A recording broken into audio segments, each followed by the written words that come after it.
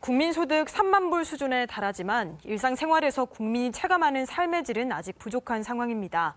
이에 정부는 국민의 삶의 질을 높이고 고용 창출 효과 등 다양한 효과가 기대되는 생활 SOC 3개년 계획을 발표했는데요.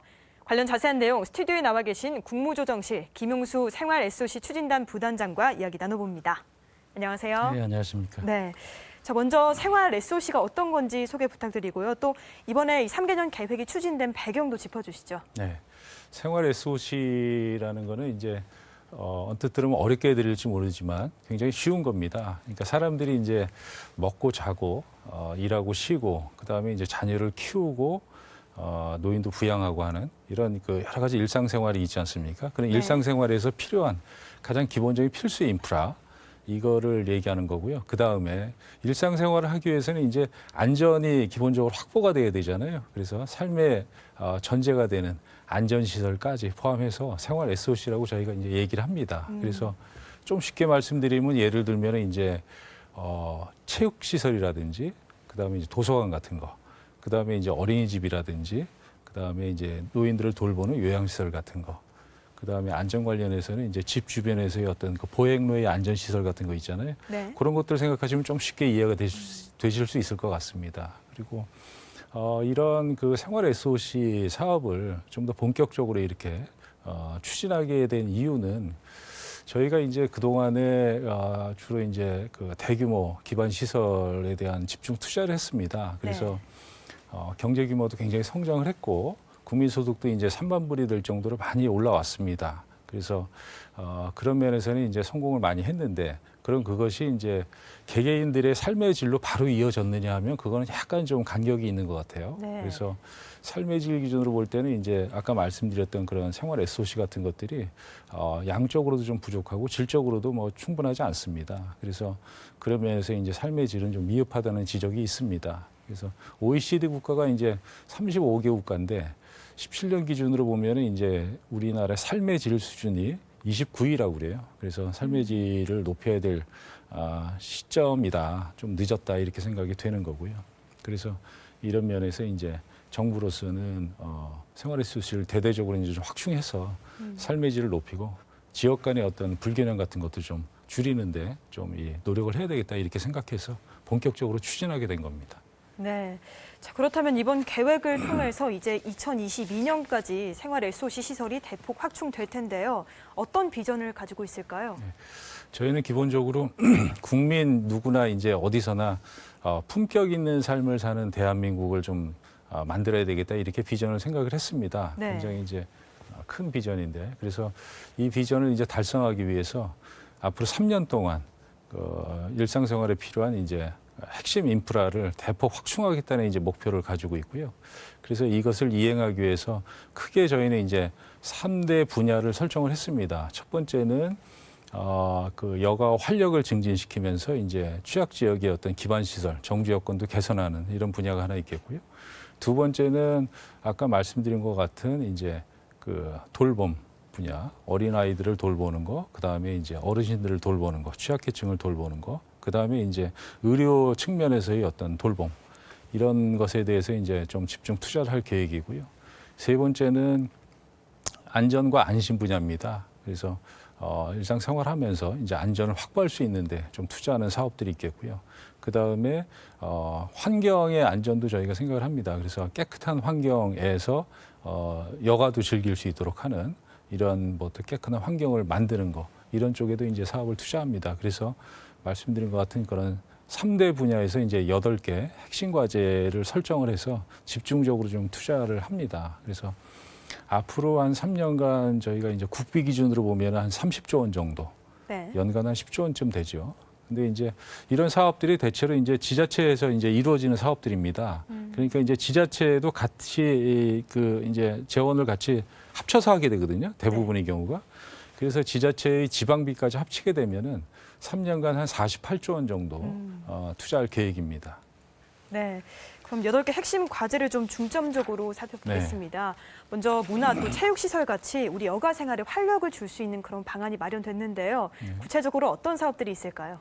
예를 들면 크게 보면 이제 공공체육시설을 좀 늘리는 건데요. 제일 첫 번째로. 체육관들이 공공체육관들이 이제 지금 현재 한 전국에 한 960여 개 정도 네. 있습니다. 그래서 이것이 앞으로 이제 3개년 계획이 이행이 되면은 한 1,400개 정도로 이제 좀 늘어나게 됩니다. 한 50% 정도가 늘죠.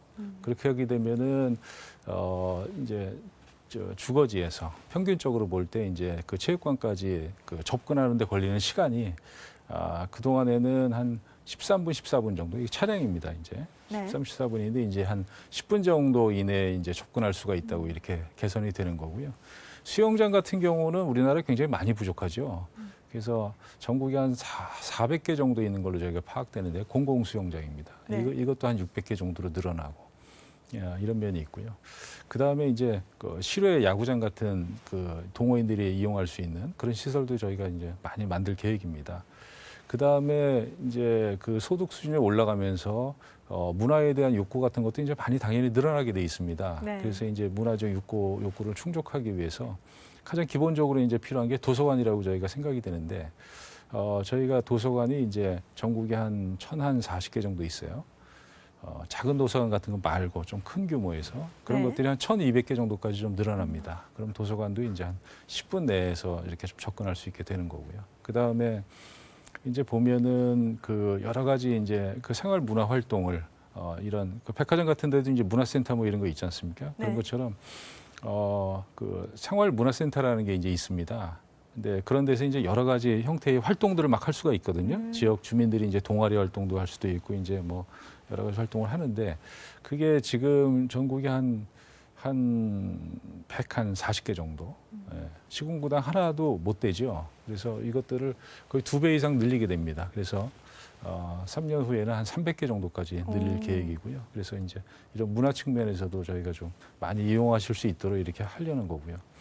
그 다음에 이런 그 문화 체육 시설 외에 이런 것들을 누리기 전에 가장 기본적인 인프라가 부족해서 좀 불편하게 사시는 분들이 좀 있어요. 예를 네. 들면은 그 도시가스가 못 들어가는 지역이 아직도 여러 군데 많이 있습니다. 그런 분들은 이제 LPG 가스를 저희가 사다가 이렇게 막 쓰고 그러거든요. 네네. 그러면 이제 비용도 더 많이 들고 불편하고 좀 위험하기도 합니다. 그래서 그런 지역에 있어서는 저희가 이제 지금도 사업을 하고 있는데 한 3년 후에는 한 5만 5천 세대 정도까지는 이 LPG를 도시가스는 못 들어가는 대신에 LPG 배관망을 만들어 가지고 대까지 연결을 해서 도시가스처럼 비슷하게 네.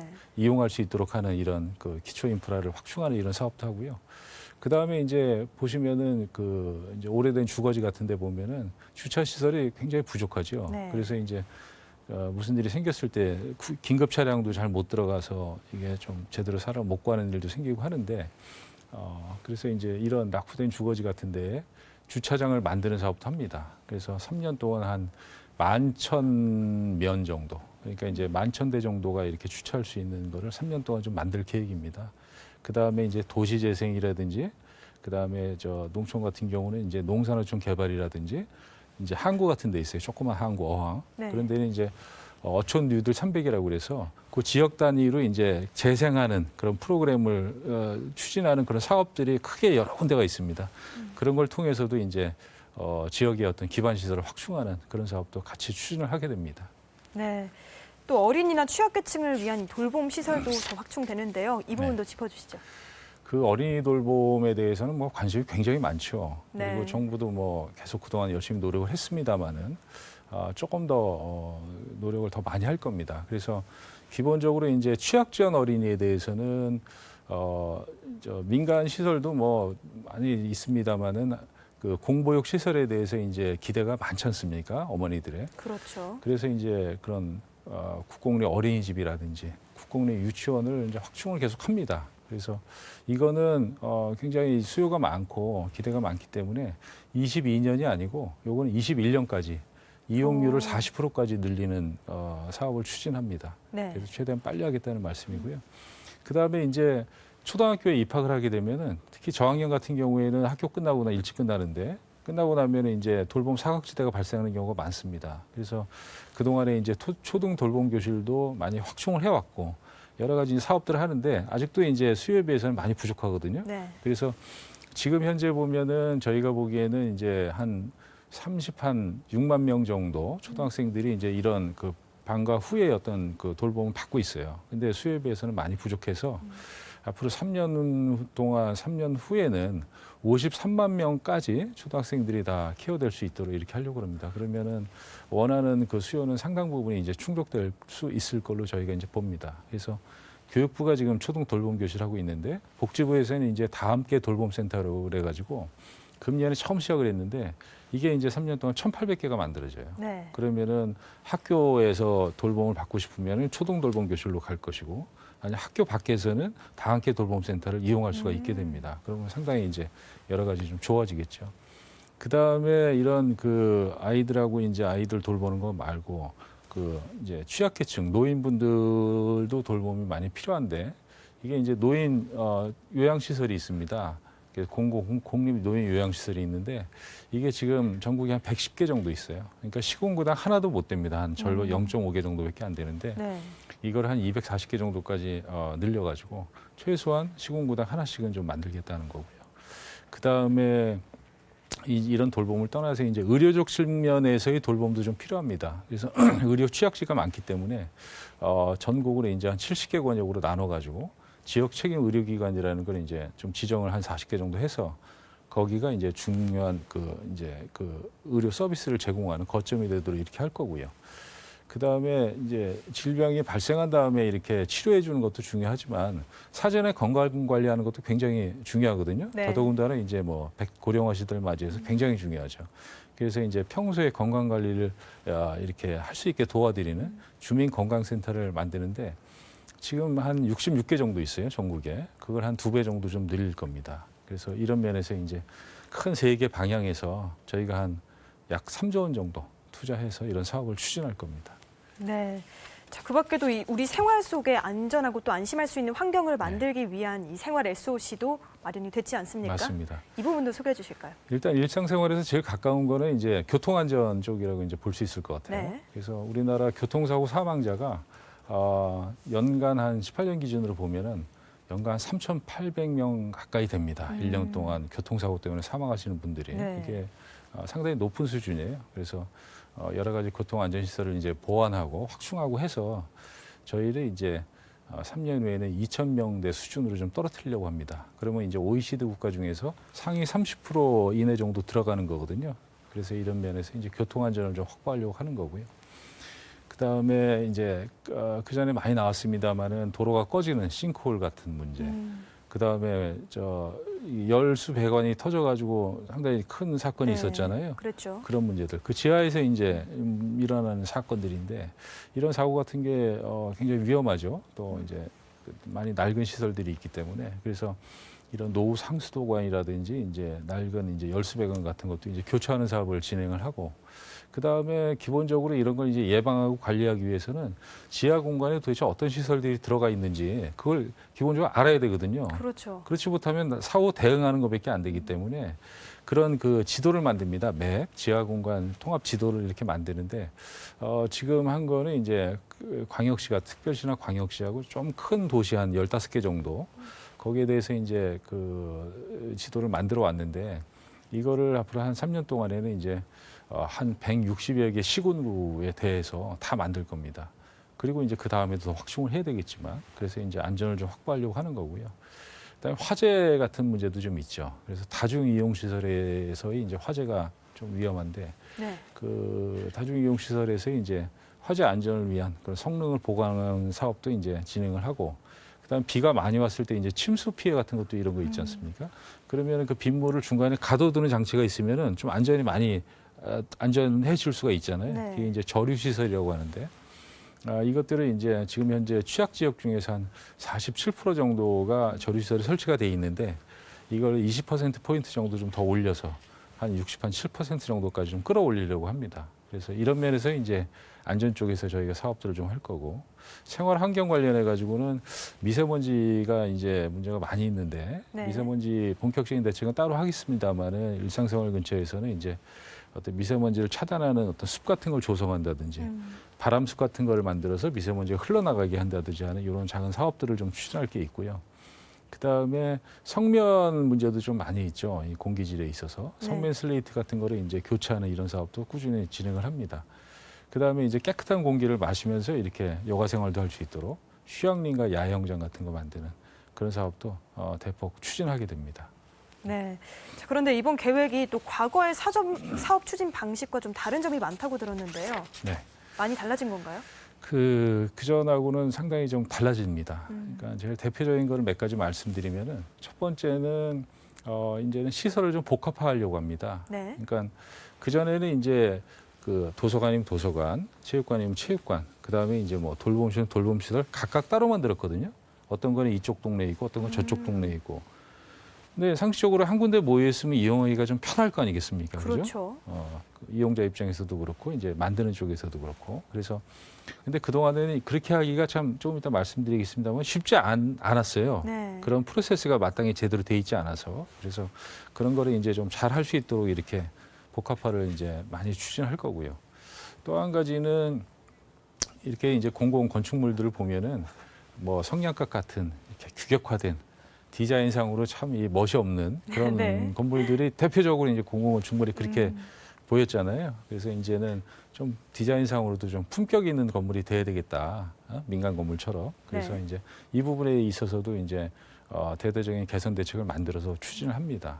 그다음에 또 한 가지는 시설을 이제 만들었는데 그 운영하는데 운영비 부담도 이제 많이 있거든요. 이거는 이제 지자체에서 이제 부담을 하는데 그래서 상업 시설을 좀 입점을 시킨다든지 아니면은 이제 관련 금융 상품들을 통해 가지고 지역에서의 어떤 주민들의 자발적인 어떤 그 재원을 마련해서 운영비 같은 데 좀 조달할 수 있는 이런 방법도 저희가 좀 제시를 하고 이렇게 해서 추진을 좀 합니다. 이게 대표적인 게 되겠습니다. 네. 자, 이렇게 여가를 비롯해서 뭐 돌봄 시설 등 생활 SOC가 마련되고 나면 또 그 이후에 추후의 대책도 참 중요하지 않겠습니까? 관련해서는 또 어떤 방안을 마련하실 예정인가요? 이게 복합화 말씀하시는 거죠? 아, 그러니까 지속 가능한 운영이 참 중요하잖아요. 그거부터 네. 말씀드릴까요? 예. 지속 가능 운영이 중요합니다. 그래서 아까 말씀드린 걸 이어서 말씀드리면은 이제 그 주로 이제 복합 시설이 될 텐데 복합 시설에 이제 대표적인 어떤 그 좀 상업 시설 같은 걸 집어 넣어 가지고 네. 그 상업 시설 입장에서는 이제 이런 이점이 있죠. 그 복합 시설 같은 데는 이제 그 지역 주민들이 많이 이용하니까 많이 사람들이 오게 되는 곳이잖아요. 그런 광고 효과 같은 게 굉장히 좀 클 수 있지 않습니까? 영업 이익을 떠나서. 그래서 그런 업체에서는 이제 그런 이점을 누릴 수가 있는 반면에 거기서 대신에 이제 이를테면은 뭐 지자체하고 이제 협의해서 할 문제긴 합니다만은 거기서 나오는 수익 같은 거를 네. 이제 운영비를 좀 돌려서 쓰거나 이렇게 하는 방법이 있을 수가 있고요. 공익 크라우딩 펀드라든지 공익 신탁 같은 지역민들이 자발적으로 기부할 수 있는 프로세스가 있습니다. 그런 걸 모아가지고 운영비에 조달할 수도 있고 이런 아이디어들이 여러 가지가 좀 있을 수 있습니다. 네. 자, 제가 여쭤보고 싶은 게 많지만 시간 관계상 여기서 줄이도록 하겠습니다. 자, 지금까지 국무조정실 김용수 생활 SOC 추진단 부단장과 이야기 나눴습니다. 오늘 말씀 고맙습니다. 네.